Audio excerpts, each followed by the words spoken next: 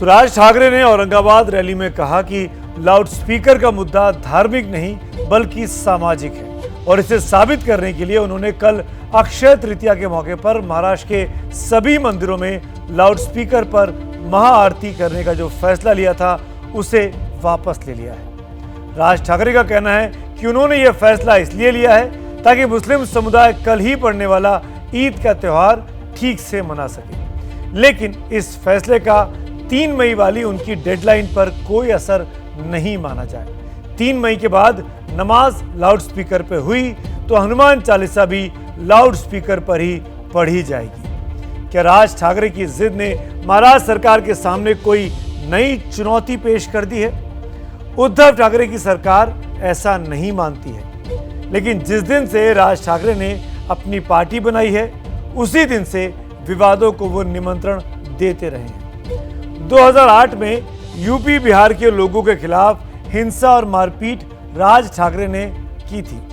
उसी साल जया बच्चन ने जब ये कह दिया कि हम यूपी के लोग हैं, हमें हिंदी में बोलना चाहिए, तो एमएनएस ने मुंबई में कई जगह पर बच्चन परिवार की फिल्मों को लेकर तोड़फोड़ की। उसी साल राज ठाकरे की पार्टी ने मुंबई में अंग्रेजी के साइन बोर्ड को काला करना और उस पर मराठी में लिखना शुरू किया था। 2009 में फिल्म वेकअप सिड में जब मुंबई की जगह बंबई नाम से शहर को पुकारा गया तो फिल्म के खिलाफ भी तोड़फोड़ एमएनएस के कार्यकर्ताओं ने की थी। ऑस्ट्रेलिया में हिंदुस्तानी छात्रों से मारपीट के विरोध में राज ठाकरे ने आईपीएल में खेल रहे ऑस्ट्रेलियाई खिलाड़ियों के मुंबई में खेलने पर रोक लगाई थी। उसके बाद लंबे समय तक राज ठाकरे विवादों से दूर रहे, लेकिन 2 साल पहले जब तबलीगी जमात पर कोरोना फैलाने के आरोप लगे तो राज ठाकरे यहां तक कह गए ऐसे लोगों को गोली मार देनी चाहिए। और अब बस 36 घंटे के बाद राज ठाकरे का नया चैलेंज शुरू होने जा रहा है। यह सारी लड़ाई बाल ठाकरे की विरासत, महाराष्ट्र की सियासत और उद्धव ठाकरे के जवाब में खुद को असली ठाकरे दिखाने की जंग है। आखिर उद्धव ठाकरे और राज ठाकरे की राजनीतिक दबदबे की लड़ाई क्या है? इसको जानने के लिए, यानी ठाकरे बनाम ठाकरे की इस लड़ाई को समझने के लिए आपको हमारी यह खास रिपोर्ट जरूर देखनी चाहिए।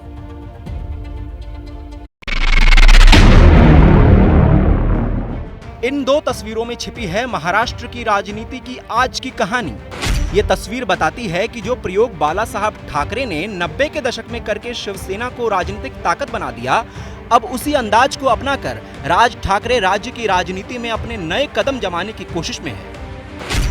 अब ये कार्टून देखिए जो एनसीपी के प्रवक्ता क्लाइड क्रेस्टो ने शेयर किया है। इसमें राज को देवेंद्र फडणवीस की कठपुतली दिखाकर तंज किया गया है। राज ठाकरे जी तो भारतीय जनता पार्टी की लाइन बोल रहे हैं। भारतीय जनता पार्टी जैसा डायरेक्शन देगी उस प्रकार से कठपुतली की तरह राज ठाकरे जी नाच रहे हैं। आदरणीय बाला साहब ठाकरे हिंदू हृदय सम्राट थे और उनकी जो विरासत है उसे और कोई नहीं संभाल सका। माननीय राज साहब ठाकरे संभाल रहे हैं। अब सत्ता के लिए समझौता करने वाले बन गए हैं। राज साहब ठाकरे कभी सत्ता के लिए समझौता करने वाले नहीं बने। महाराष्ट्र में चल रही है राजनीतिक लड़ाई, तेरा हिंदुत्व बना मेरा हिंदुत्व की है। शिवसेना की कांग्रेस और एनसीपी के साथ सरकार बनाने के बाद राज ठाकरे की रणनीति कट्टर हिंदुत्ववादी राजनीति की स्पेस भरने की है। हालांकि इस लड़ाई में बीजेपी भले ही राज ठाकरे के साथ सीधे तौर पर सामने खड़ी नजर नहीं आ रही हो, लेकिन शिवसेना के हिंदुत्व से भटकने पर प्रहार कर कर एक तरह से बीजेपी राज ठाकरे को ही मदद कर रही है।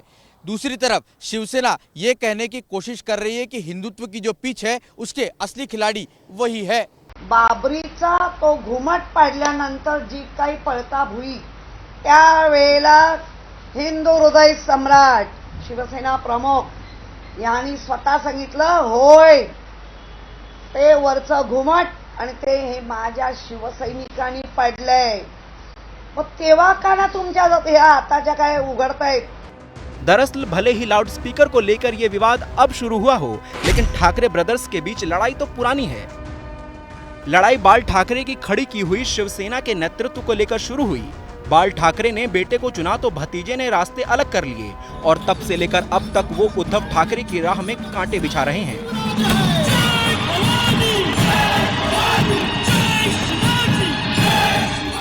लेकिन संकेत ये है कि अब उनके पीछे बीजेपी भी है, तभी तो उनके कदम अयोध्या की तरफ बढ़ रहे हैं और उन बढ़ते कदमों पर शब्द बीजेपी के हैं।